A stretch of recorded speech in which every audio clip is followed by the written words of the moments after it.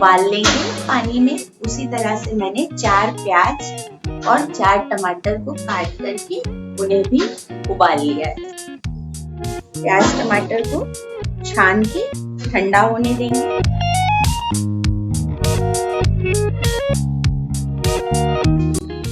आस्ते से बॉइल करके छानने के बाद इसे ठंडे पानी से हम धो देंगे ताकि ये ठंडा हो जाए जल्दी से और स्टिकी ना रहे। ऑलिव ऑयल बहुत थोड़ा सा, वेजी आपके पास कोई भी हो आप इसमें डाल सकते हैं। बेसिल लीव्स अच्छे से धो के यूज करें। लहसुन और लाल मिर्च का पेस्ट जो मैंने घर में पीस करके तैयार किया।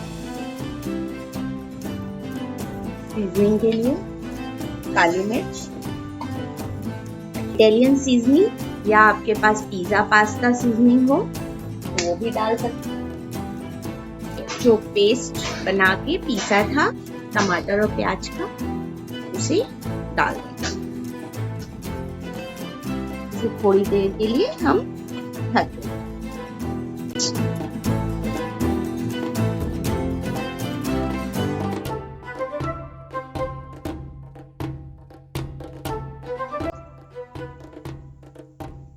रेड चिली सॉस या आपके पास शेजवान चटनी है तो आप वो भी यूज कर सकते हैं। डाल के इसे मिक्स कर देंगे।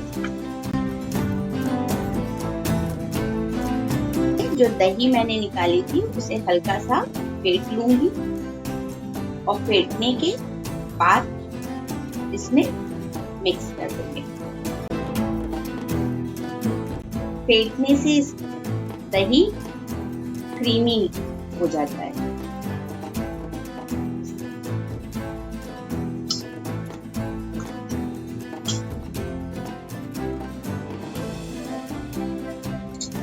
और सब मिक्स कर लेंगे। अब दही डालने के बाद बस ये ध्यान रखें कि इसे बराबर चलाते रहना पड़ेगा थोड़ी देर के। हमारा पास्ता सॉस रेडी है। आप इसमें टमाटो प्यूरी भी डाल सकते हैं, उससे रेड कलर और खिल के आता है।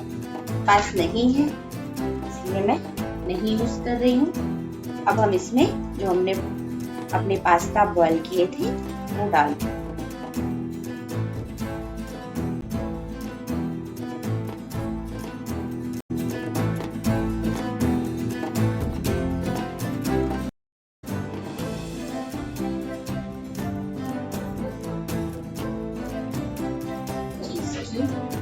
या मोज़रेला चीज जो आपको पसंद हो आप वो डाल सकते हैं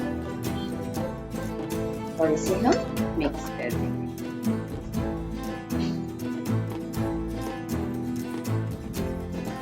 ऊपर से सीजनिंग डाल लेंगे।